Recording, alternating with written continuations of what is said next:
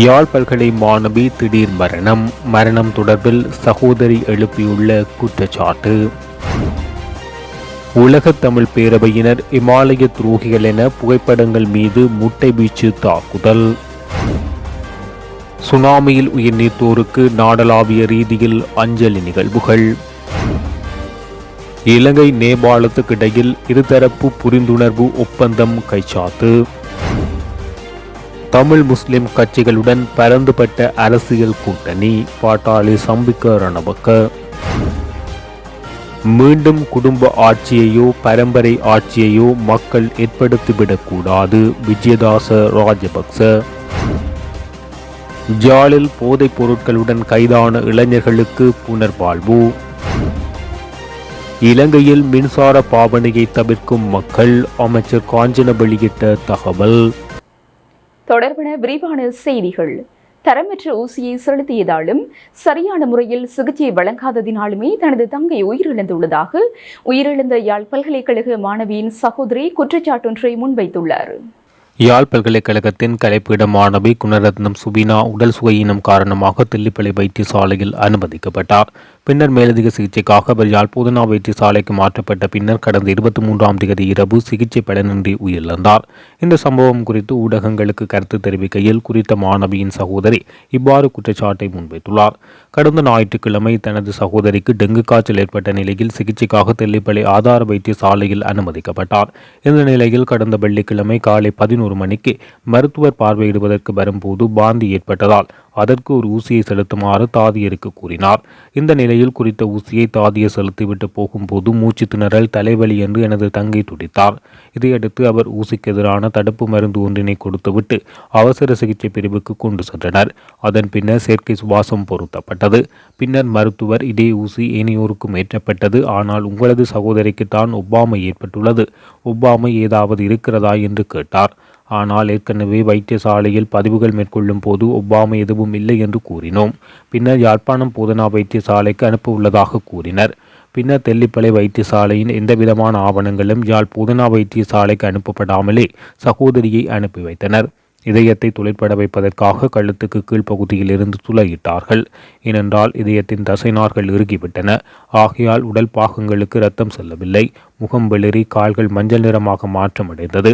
பின்னர் இரவு என்னையும் எனது அம்மாவையும் அழைத்த வைத்தியர் ஏற்கனவே ஏற்பட்ட ஊசியின் தாக்கத்தினை தடுப்பதற்காக சிகிச்சைகள் வழங்க உள்ளோம். இரவு 8 மணியளவில் தான் சிகிச்சைகள் ஆரம்பிக்கப்பட்டது. எந்தவிதமான மருந்துகளும் வைத்தியசாலையில் இல்லாதது போல் எல்லா மருந்துகளும் எங்களையே வாங்கி தருமாறு கூறினர்.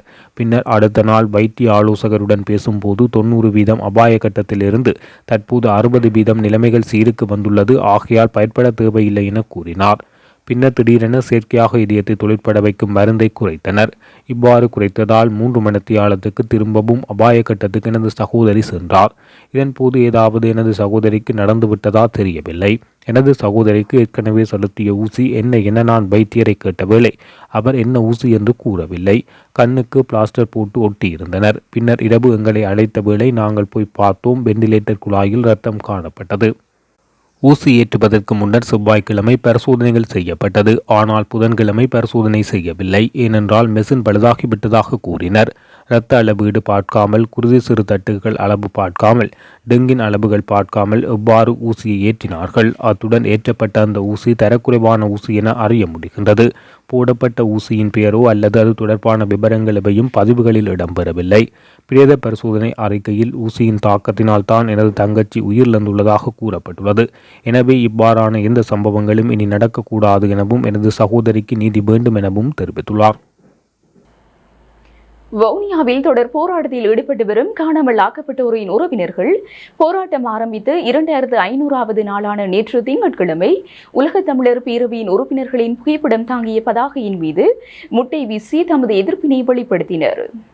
அவர்களுடைய போராட்ட கொட்டகைக்கு முன்பாக கவனஈர்ப்பு போராட்டத்தில் ஈடுபட்ட காணாமல் ஆக்கப்பட்டோரின் உறவினர்கள் உலகத் தமிழர் பேரவையினரின் செயற்பாடு தமிழ் மக்களுக்கு விரோதமானது எனவும் அவர்கள் இமாலய துரோகிகள் எனவும் தெரிவித்ததோடு தமிழ் மக்களுடைய அபிலாசைகளையும் இறமையையும் பாதுகாப்பதற்கு பொது வாக்கெடுப்பு ஒன்றே உரிய தீர்வு என தெரிவித்தனர். இதனை அடுத்து அவர்கள் அங்கு மரம் ஒன்றில் கட்டப்பட்டிருந்த உலகத் தமிழர் பேரவை உறுப்பினர்களின் புகைப்படங்கள் மீது முட்டை வீசி தமது எதிர்ப்பினை வெளிப்படுத்தினர். இதன்போது கருத்து தெரிவித்த தமிழர் தாயகத்தில் பலிந்து காணாமல் ஆக்கப்பட்டோர் உறவினர்கள் சங்கத்தின் செயலாளர் கு. ராஜ்குமார், நல்லிணக்கம் என்ற கருத்து சிங்கள சமூகத்தின் நம்பிக்கைகளுக்கு இணையானதல்ல, மாறாக தமிழ் மக்களின் அபிலாசைகளை பிரதிநிதித்துவப்படுத்துவதாகும். கடந்த 14 ஆண்டுகளில் தமிழின போர் முடிவுக்கு வந்ததைத் தொடர்ந்து தீர்மானம் மற்றும் நல்லிணக்கம் போன்ற வார்த்தைகள் அதிகளவு பிரபலமடைந்து வருவதை தமிழர்கள் கண்டறிந்துள்ளனர். இருப்பினும் உண்மையில் நடைபெறும் நிகழ்வுகள் நல்லிணக்க கொள்கைகளுக்கு முரணானதாகவே தெரிகின்றது. தமிழ் மக்களின் அபிலாசைகளையும் இறையாண்மையாகும். அதை பொது வாக்கெடுப்பு மூலம் தீர்மானிக்க முடியும். பலபந்தமாக காணாமல் ஆக்கப்பட்ட எமது மக்களின் அபிலாசை தமிழ் இறையாண்மையாகும். அதனை பொது வாக்கெடுப்பு மூலம் தீர்மானிக்க முடியும். எமது மக்களின் துன்பங்களுக்கு தீர்வு காணும் வகையில் நல்லிணக்கம் என்ற கருத்தாக்கத்தில் தமிழர்கள் வாக்கெடுப்பு நடத்துவதற்கான வாய்ப்பை உள்ளடக்கி இருப்பது முக்கியமானது. இது அவர்கள் சிங்களவர்களுடன் வாழ விரும்புகிறார்களா அல்லது தமது சொந்த இறையாண்மையை நிலைநாட்ட விரும்புகிறார்களா என்பதை தீர்மானிக்க அவர்களுக்கு அதிகாரம் அளிக்கும். இந்த வாக்கெடுப்பில் வடக்கு கிழக்கில் வசிக்கும் தமிழர்கள் மற்றும் புலம்பெயர் நாடுகளில் உள்ள தமிழர்களும் கலந்து கொள்ள வேண்டும் என தெரிவித்துள்ளார். கிளிநொச்சி இரண்டைமடு குளத்தின் மேலதிக நீர் வெளியேற்றத்தின் காரணமாக சுமார் 8000 ஏக்கர் வரையான நெற்பயிர்கள் பகுதியளவிலும் முழுமையாகவும் அழிவடைந்துள்ளதாக கூறப்படுகின்றது. ஒவ்வொரு விவசாயிகளும் ஏக்கர் ஒன்றுக்கு சுமார் 1,76,300 ரூபாய் வரையான இழப்பினை எதிர்கொண்டுள்ளனர் என தெரிவிக்கப்பட்டுள்ளது. நாட்டில் நிலவி வரும் சீரற்ற காலநிலை காரணமாக இரணைமடு குளத்தின் வான்கதவுகள் மூலம் மேலதிக நீர் திறந்து விடப்பட்டு அதிகளவான நீர் வெளியேற்றப்பட்டது. இதன் காரணமாக இரணைமடு குளத்தின் கீழ் உள்ள தாழ்நில பகுதிகளான பன்னங்கட்டி, முரசுமோட்டை, ஐயன் கோவிலடி, பழைய வட்டக்கட்சி, கண்டாவளை போன்ற பகுதிகளில் ஒரு வார காலத்துக்கு மேலாக வெள்ளத்தில் மூழ்கி காணப்பட்டன. இப்பகுதிகளில் மேற்கொள்ளப்பட்டுள்ள இவ்வாண்டுக்குரிய காலப்போக நெற்செய்கையில் சுமார் 8000 ஏக்கருக்கும் கூடுதலான நெல் வயல்கள் நீரில் மூழ்கியுள்ளதால் பகுதியளவில் முழுமையாக அழிவடைந்துள்ளன. குறித்த பகுதிகளில் காலப்போக நெற்செய்கை மேற்கொண்டுள்ள ஒவ்வொரு விவசாயிகளும் ஏக்கர் ஒன்றுக்கு சராசரியாக 1,76,300 ரூபாய்க்கு மேற்பட்ட நட்டத்தினை எதிர்கொண்டுள்ளனர். தற்போதைய பொருளாதார நெருக்கடியின் காரணமாக வங்கிகளில் கடன்களை பெற்றுக்கொண்டும் தங்களது நகைகளை அடகு வைத்தும் உரம் மற்றும் கிருமிநாசினிகளை கடன்களாக பெற்று விவசாய நடவடிக்கைகளில் ஈடுபட்டுள்ள விவசாயிகள் இவ்வாறான நஷ்டத்தை எதிர்கொண்டிருப்பது என்பது அவர்களை மேலும் பாதிப்புக்குள்ளாகியுள்ளது. இதற்கான இழப்பீடுகள் கிடைக்க பெற்றாலும் அது ஒரு முழுமையான இழப்பீடாகவோ அல்லது அரைவாசி செலவாகவோ கிடைக்கப்பெறும் என்பது கேள்விக்குறியாகும் என விவசாயிகள் தெரிவித்துள்ளனர். தேசிய பாதுகாப்பு தினம் ஒன்றிய தினம் யாழ் மாவட்ட செயலகத்தில் இடம்பெற்றது. இதன்போது ஆழி பேரழியால் மரணித்தவர்களுக்காக சுடரேற்றி மௌன அஞ்சலியும் செலுத்தப்பட்டது. யாழ் மாவட்ட அனர்த்த முகாமைத்துவ பிரிவின் பிரதிபலிப்பாளர் சூரியராஜா தலைமையில் யாழ் மாவட்ட செயலக கேட்போர் கூடத்தில் இடம்பெற்ற இந்த நிகழ்வில் ஆழி பேரலையால் மரணித்தவர்களுக்காக சுடரேற்றி மௌன அஞ்சலி செலுத்தப்பட்டது. இந்த நிகழ்வில் சர்வமத தலைவர்கள், யாழ் மாவட்ட அரசாங்க அதிபர் சிவபால சுந்தரன், பிரதி மாவட்ட அரசாங்க அதிபர் பிரதீபன் மற்றும் மாவட்ட செயலக உத்தியோகத்தர்கள் என பலரும் கலந்து கொண்டனர். இலங்கையில் லட்சக்கணக்கான மக்களின் உயிர்களை காவு கொண்ட சுனாமி ஆழி பேரலையின் 19வது ஆண்டு நினைவேந்தல் இன்று உணர்வுபூர்வமாக யாழ்ப்பாணம் வடமராட்சி கிழக்கில் இடம்பெற்றது. உடுத்துறை சுனாமி பொது நினைவாலயத்தில் உடுத்துறை கடற்தொழிலாளர் கூட்டுறவு சங்கத்தின் ஏற்பாட்டில் நினைவேந்தல் இடம்பெற்றது. சுனாமியால் உயிரிழந்தவர்களுக்காக அமைக்கப்பட்ட தூபிக்கு மாலை அணிவிக்கப்பட்டு 9:25 மணிக்கு பொதுச்சுடர் ஏற்றப்பட்டது. முன்னராக இலங்கை தேசிய கொடியை மருதங்கேணி போலீஸ் நிலையத்தின் பொறுப்பதிகாரி ஏற்றி வைத்தார். பொதுச்சுடரை மருதங்கேணி பிரதேச செயலாளர் பிரபாகரமூர்த்தி ஏற்றி வைத்ததைத் தொடர்ந்து உயிரிழந்தவர்களின் புகைப்படங்களுக்கு மாலையிட்டு தீபங்கள் ஏற்றி உணவுகள் படைத்து உறவினர்கள் அஞ்சலி செலுத்தினர். இதன்போது பெருமளவான பொதுமக்கள், பாராளுமன்ற உறுப்பினர்கள், அரசியல் பிரமுகர்கள் என பலரும் கலந்து கொண்டதுடன் உறவினர்கள் உயிரிழந்தவர்களை நினைத்து கண்ணீர் மல்கினர். கடந்த 2004 டிசம்பர் 26ஆம் தேதி ஏற்பட்ட சுனாமி ஆழி பேரலை பேரனர்த்தம் காரணமாக பல்லாயிரம் பொதுமக்கள் உயிரிழந்ததுடன் பல கோடி ரூபாய் பெறுமதியான சொத்துக்களும் அழிந்தமை குறிப்பிடத்தக்கது. இதேவேளை இலங்கையில் லட்சக்கணக்கான மக்களின் உயிர்களை காவு கொண்ட ஆழி பேரலையின் 19வது ஆண்டு நினைவேந்தல் உணர்வுபூர்வமாக மட்டக்களப்பு நாவலடியில் இன்று இடம்பெற்றது. இதன்போது பெருமளவான பொதுமக்கள், மதகுருமார்கள், அரசியல் பிரமுகர்கள் என பலரும் கலந்து கொண்டதுடன் உறவினர்கள் உயிரிழந்தவர்களை நினைத்து கண்ணீர் மல்கினர். கடந்த 2004 டிசம்பர் 26ஆம் தேதி ஏற்பட்ட சுனாமி ஆழி பேரலை பேரனர்த்தம் காரணமாக பல்லாயிரம் பொதுமக்கள் உயிரிழந்ததுடன் பல கோடி ரூபாய் பெறுமதியான சொத்துக்கள் இழப்பு ஏற்பட்டமையும் குறிப்பிடத்தக்கது. இதேவேளை ஆழி பேரலையில் உயிர் நீத்த உறவுகளுக்கான 19வது ஆண்டு நினைவேந்தல் யாழ்ப்பாண பல்கலைக்கழகத்தில் இன்றைய தினம் முன்னெடுக்கப்பட்டது. சுனாமி பேரலையில் உயிர் நீத்த உறவுகளின் நினைவுருவப்படத்துக்கு அகவணக்கம் செலுத்தி ஈகை சுடரேற்றப்பட்டு மலரஞ்சலி செலுத்தப்பட்டது. இதன்போது பல்கலைக்கழக மாணவர் ஒன்றியத்தின் உறுப்பினர்கள், பல்கலைக்கழக மாணவர்கள் என பலரும் கலந்து கொண்டனர். இலங்கை நேபாள கூட்டு ஆணைக்குழுவின் வெளிவிவகார அமைச்சர்கள் மட்ட அமர்வின் ஓர் அங்கமாக இரு நாடுகளுக்கும் இடையில் இருதரப்பு புரிந்துணர்வு ஒப்பந்தம் கைச்சாத்திடப்பட்டுள்ளது. விஞ்ஞானம், தொழில்நுட்பம் மற்றும் புத்தாக்கம் ஆகிய துறைகளில் பரஸ்பர ஒத்துழைப்பை மேம்படுத்துவதற்காகவே இவ்வொப்பந்தம் கைச்சாத்திடப்பட்டது. வெளிவிவகார அமைச்சர்கள் மட்டத்தில் இலங்கை நேபாள கூட்டு ஆணைக்குழுவின் ஆரம்ப அமர்வு கடந்த 21 மற்றும் 22ஆம் தேதிகளில் காத்மண்டுவில் நடைபெற்றது. இதில் கலந்து கொண்ட வெளிவிவகார அமைச்சர் அலி சப்ரி, நேபாள வெளியுறவுத்துறை அமைச்சர் நாராயணன் பிரகாஷ் சவுத்துடன் இணைந்து இலங்கை நேபாள கூட்டு ஆணைக்குழுவின் ஆரம்ப அமர்வுக்கு இணைத்தலைமை தாங்கினார். அதேவேளை இவ்வமர்வில் வர்த்தகம், முதலீடு, சுற்றுலாத்துறை, கல்வி, பாதுகாப்பு, குடியகழ்வு, கலாச்சாரம், மக்கள் தொடர்பு என்பன உள்ளடங்களாக இரு நாடுகளினதும் பரஸ்பர அக்கறைக்குரிய பல்வேறு விடயங்கள் பற்றி விரிவாக கலந்துரையாடப்பட்டது. இத்துறைகளில் இரு நாடுகளுக்கும் இடையிலான ஒத்துழைப்பில் அடையப்பட்டுள்ள முன்னேற்றம் குறித்து கூட்டு ஆணைக்குழு அமர்வில் ஆராயப்பட்டதுடன் அதனை மேலும் விரிவுபடுத்துவதற்கான வழிமுறைகள் பற்றியும் கலந்துரையாடப்பட்டது. அதேபோன்று இலங்கையும் நேபாளமும் அங்கத்துவம் வகிக்கும் பிராந்திய மற்றும் சர்வதேச அமைப்புகள் மற்றும் கூட்டணிகளின் சமகால நகர்வுகள் தொடர்பில் இங்கு விசேட கவனம் செலுத்தப்பட்டதுடன் பொதுவான சவால்களை எதிர்கொள்வதிலும் பரஸ்பர அக்கறைக்குரிய விடயங்களை மேம்படுத்திக் கொள்வதிலும் ஒன்றிணைந்து பணியாற்றுவதற்கு இணக்கமிட்டப்பட்டது. ஸ்ரீலங்கா பொதுச்சினை பெருமுனவின் 50க்கும் மேற்பட்ட பாராளுமன்ற உறுப்பினர்களை மீண்டும் ஸ்ரீலங்கா சுதந்திர கட்சியில் இணைத்துக் கொள்வதற்கான கலந்துரையாடல்கள் ஆரம்பிக்கப்பட்டுள்ளதாக அந்த கட்சியின் சிரேஷ்ட உறுப்பினர் ஒருவர் கொழும்பு ஊடகம் ஒன்றிடம் தெரிவித்தார். எதிர்காலத்தில் நடத்தப்படவுள்ள இத்தகைய தேர்தலை எதிர்கொள்வதற்கும் அவர்களை மீண்டும் இணைத்துக் கொள்ள அரசாங்கத்துக்கு ஆதரவளிக்கும் சுதந்திர கட்சியின் பலமான அமைச்சர் ஒருவரின் தலைமையில் இந்த கலந்துரையாடல்கள் ஆரம்பிக்கப்பட்டுள்ளதாக அவர் குறிப்பிட்டுள்ளார். கட்சியில் இணையும் மொட்டு பாராளுமன்ற உறுப்பினர்களுக்கு அமைப்பாளர் பதவிகள் மற்றும் பதவிகள் வழங்குவது குறித்து அறிவிக்கப்பட்டுள்ளதாகவும் ஏற்கனவே பலர் அதற்கு விருப்பம் தெரிவித்துள்ளதாக சிரேஷ்ட பாராளுமன்ற உறுப்பினர் தெரிவித்துள்ளார். இதற்கு மேலதிகமாக மொட்டுவை விட்டு வெளியேறிய பாராளுமன்றத்தில் தனியான குழுவாக உள்ள பாராளுமன்ற உறுப்பினர்கள் குழு மீண்டும் ஸ்ரீலங்கா சுதந்திர கட்சியுடன் இணைய விருப்பம் தெரிவித்துள்ளதாக அவர் குறிப்பிட்டுள்ளார். இதேவேளை ஸ்ரீலங்கா சுதந்திர கட்சியின் பொதுச் செயலாளர் பதவியிலிருந்து நீக்கப்பட்ட தியாஸ்ரீ ஜெயசேகரவுக்கு உபதலைவர் பதவி வழங்குவதற்கு அண்மையில் இடம்பெற்ற மத்திய குழுவில் இணக்கம் காணப்பட்டுள்ளதாகவும் சிரேஷ்ட உறுப்பினர் மேலும் தெரிவித்துள்ளார். அதற்கு தியாஸ்ரீ எம்பி இதுவரை பதில் அளிக்கவில்லை எனவும் அவர் குறிப்பிட்டுள்ளார். தமிழ் மற்றும் முஸ்லிம் அரசியல் கட்சிகளை ஒன்றிணைந்து பரந்துபட்ட அரசியல் கூட்டணி அமைத்து 2024ஆம் ஆண்டு இடம்பெறவுள்ள தேசிய தேர்தல்களில் போட்டியிடுவோம். அறிவார்ந்த மக்கள் ராஜபக்சர்களை இனி ஆதரவளிக்க மாட்டார்கள் என ஐக்கிய மக்கள் குடியரசின் தலைவரும் பாராளுமன்ற உறுப்பினருமான பாட்டலி சம்பிக்க ரணவக்க தெரிவித்தார்.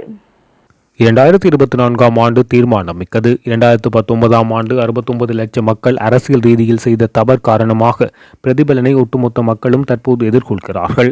பொருளாதார பாதிப்புக்கும் தமக்கும் எவ்வித தொடர்பும் இல்லை என ராஜபக்சக்களும் அவர்களின் சகாக்களும் இனி குறிப்பிட முடியாது. ராஜபக்சக்கள் பொருளாதார படுகொலையாளிகள் என உயர்நீதிமன்றம் முத்திரை பதித்துள்ளது. பொருளாதார பாதிப்புக்கு மத்தியில் புத்திஜீவிகள் நாட்டை விட்டு வெளியேறுகிறார்கள்.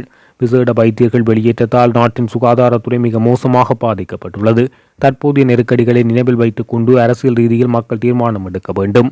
ஸ்ரீலங்கா பொதுஜன பெரமுனவின் சார்பில் ஜனாதிபதி தேர்தலில் போட்டியிட பலர் வரிசையில் நிற்பதாக ஆளும் தரப்பினர் குறிப்பிடுகிறார்கள். 2019ஆம் ஆண்டு இவ்வாறு குறிப்பிட்டுக் கொண்டுதான் அவர்கள் கோட்டபய ராஜபக்சவை ஜனாதிபதி வேட்பாளராக களமிறக்கினார்கள். இதன் இரண்டாம் பாகத்தை அடுத்த ஆண்டு அரங்கேற்ற முயற்சிக்கின்றனர். 2024ஆம் ஆண்டு இடம்பெறவுள்ள தேசிய தேர்தல்களில் ராஜபக்சக்கள் படுதோல்வி அடைவார்கள். அறிவார்ந்த மக்கள் ராஜபக்சக்களை இனி ஆதரிக்கப் போவதில்லை. மக்களின் அரசியல் சிந்தனை மாற்றமடைந்துள்ளது. ஆகவே நிச்சயம் ஆட்சி மாற்றம் ஏற்படும். தமிழ் மற்றும் முஸ்லிம் அரசியல் கட்சிகளை ஒன்றிணைத்து பரந்துபட்ட அரசியல் கூட்டணி அமைத்து 2024ஆம் ஆண்டு இடம்பெறவுள்ள தேசிய தேர்தல்களில் போட்டியிடுவோம். நாட்டு மக்கள் எதிர்பார்க்கும் சிறந்த அரசியல் தலைமைத்துவத்தை தோற்றுவிப்போம் என தெரிவித்துள்ளார். குடும்ப ஆட்சியையோ பரம்பரை ஆட்சியையோ மீண்டும் தோற்றுவிக்காமல் மக்கள் தமது பொறுப்பை சரியாக நிறைவேற்ற வேண்டும் என்று நீதி, சிறைச்சாலை அலுவல்கள் மற்றும் அரசியலமைப்பு மறுசீரமைப்பு அமைச்சர் விஜயதாஸ் ராஜபக்ச தெரிவித்தார்.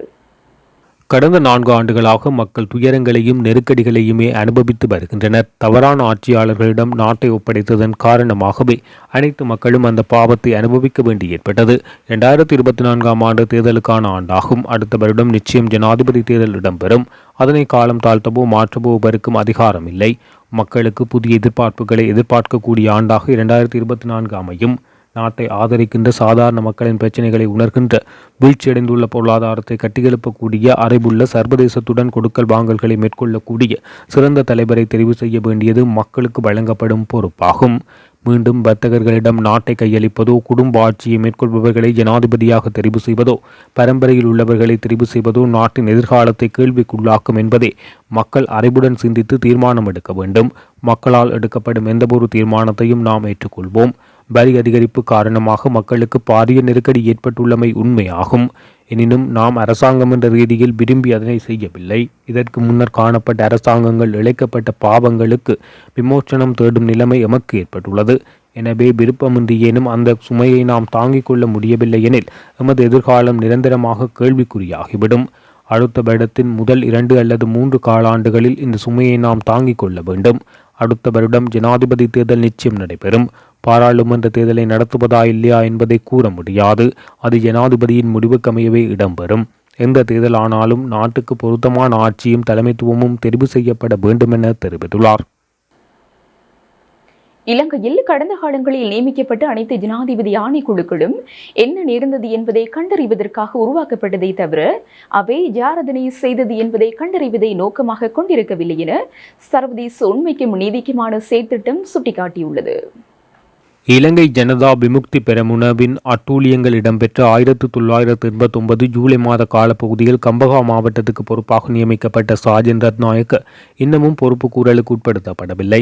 ஏனெனில் இலங்கையில் நியமிக்கப்பட்ட அனைத்து ஜனாதிபதி ஆணைக்குழுக்களும் என்ன நேர்ந்தது என்பதை கண்டறிவதற்காக உருவாக்கப்பட்டனவே தவிர யார் அதனை செய்தது என கண்டறிவதை நோக்கமாக கொண்டிருக்கவில்லை. இவ்வாறானதொரு பின்னணியில் தற்போது உண்மை மற்றும் நல்லிணக்க ஆணைக்குழுவின் ஊடாக கடந்த கால வரலாறு மீள திரும்புகிறதா? மனித உரிமைகள் செயற்பாட்டாளரான MGM இக்பால் போன்றவர்களின் பங்கேற்புடன் முன்னர் இயங்கிய பல்வேறு ஆணைக்குழுக்கள் மிக கடினமாக உழைத்த போதிலும் அப்போதைய கால பகுதியில் சாதாரண வன்முறைகளாக விவரிக்கப்பட்டவை அனைத்தும் மிகுந்த அதிர்ச்சியளிப்பவையாகவே காணப்பட்டன. இது எவ்வாறெனினும் வலிந்து காணாமல் ஆக்கப்பட்டவர்களுடன் தொடர்புடைய கடத்தல்காரர்களை அடையாளம் காண முடியும். ஆனால் 1989 அக்டோபர் மாதத்திலிருந்து அது பற்றி எவரேனும் விசாரணைகளை மேற்கொண்டனரா? குறிப்பாக 1989 காணாமல் போன நபர் ஒருவர் பற்றிய தகவல்களில் அவர் தமது காவலின் கீழ் இருந்ததாக இராணுவத்தினர் தலத்தூயா இராணுவ முகாம் கூறுகின்றனர். அவ்வாறெனில் அந்த நபரை எவ்வித சாட்சியங்களுமின்றி காணாமல் ஆக்கியது யார்? அக்கால பகுதியில் தலத்தூயா இராணுவ முகாமின் பொறுப்பதிகாரியாக செயற்பட்டவர் யார்? அதனை கண்டறிவது அத்தனை கடினமானதல்ல. அதே போன்று பிரிதொரு காணாமல் ஆக்கப்பட்ட சம்பவம் தொடர்பில் வழங்கப்பட்டுள்ள முறைப்பாட்டில் 1990ஆம் ஆண்டு பேராதனையில் ஸ்ரீலங்கா சுதந்திர கட்சி உறுப்பினர் ஒருவரை கைது செய்து இராணுவத்துக்கு சொந்தமான வாகனத்தில் பதிவிலக்கம் குறிப்பிடப்பட்டுள்ளது. அது குறித்து எவ்வித நடவடிக்கையும் எடுக்கப்படவில்லை. ஆனால் 2009 மே மாதம் 18ஆம் தேதி தம்மிடம் சரணடைந்து காணாமல் போன நூற்றுக்கணக்கான தமிழர்களை பேருந்து பதிவிலக்கமின்றி கண்டறிய முடியாது என இராணுவம் கூறியது. அது மாத்திரமன்றி 1989ஆம் ஆண்டு இராணுவத்தைச் சேர்ந்த சீருடை அணியாத சுமார் 30 தொடக்கம் 40 பேரால் அழைத்துச் செல்லப்பட்ட தனது 20 வயது மகன் காணாமல் போனமை குறித்து முறைப்பாடு அளிப்பதற்கு கலகதர போலீசார் அனுமதி அளிக்கவில்லை என தாயூர்பத் தெரிவித்தார். சர்வதேச உண்மைக்கும் நீதிக்குமான செயற்திட்டம் இவ்விடயங்களை சுட்டிக்காட்டியுள்ளது. யாழில் போதைப் பொருட்களுடன் கைதானவர்களில் 3 இளைஞர்கள் கந்தக்காடு புனர்வாழ்வு நிலையத்திற்கு அனுப்பப்பட்டுள்ளதாக தெரிவிக்கப்படுகின்றது. அண்மையில் போதைப் பொருட்களுடன் இளவாலை போலீசாரினால் கைது செய்யப்பட்ட மாதகள் இளவாலை காட்டுப்புலம் பகுதிகளைச் சேர்ந்த 3 இளைஞர்கள் இவ்வாறு கந்தக்காடு புனர்வாழ்வு நிலையத்துக்கு அனுப்பி வைக்கப்பட்டனர். மல்லாகம் நீதவான் நீதிமன்றத்தின் பணிப்பின் பேரில் இவர்கள் கந்தக்காடு புனர்வாழ்வு நிலையத்துக்கு அனுப்பப்பட்டுள்ளமை குறிப்பிடத்தக்கது. கடந்த 3 மாதங்களாக ஒரு மின்சார அலகையினும் பயன்படுத்தாத 30,000 வாடிக்கையாளர்கள் இருப்பதாக மின்சாரம் மற்றும் எரிசக்தி அமைச்சர் கஞ்சின விஜயசேகர தெரிவித்துள்ளார். ஜனாதிபதி ஊடக செயலகத்தில் அண்மையில் நடைபெற்ற ஊடகவியலாளர் சந்திப்பில் அவர் இதனை குறிப்பிட்டுள்ளார். இந்த இணைப்புகளில் வீடுகளும் வர்த்தக நிறுவனங்களும் உள்ளதாக அமைச்சர் குறிப்பிட்டுள்ளார். இவர்களில் 30,000 பேர் வெளிநாடுகளுக்கு சென்ற மின்சார பாவனையாளர்களாகும். மற்றும் ஒரு பிரிவினர் வசிப்பிடத்தை மாற்றியவர்களும் உள்ளதாக அமைச்சர் தெரிவித்துள்ளார். இத்துடன் ஜெஃப்னக்லரியின் மதிய நேர பிரதான செய்திகள் நிறைவடைகின்றன. மேலதிக செய்திகளை அறிந்து கொள்ள www.jeffnaclery.lk என்ற இணையதளத்தினூடாக இணைந்து கொள்ளுங்கள்.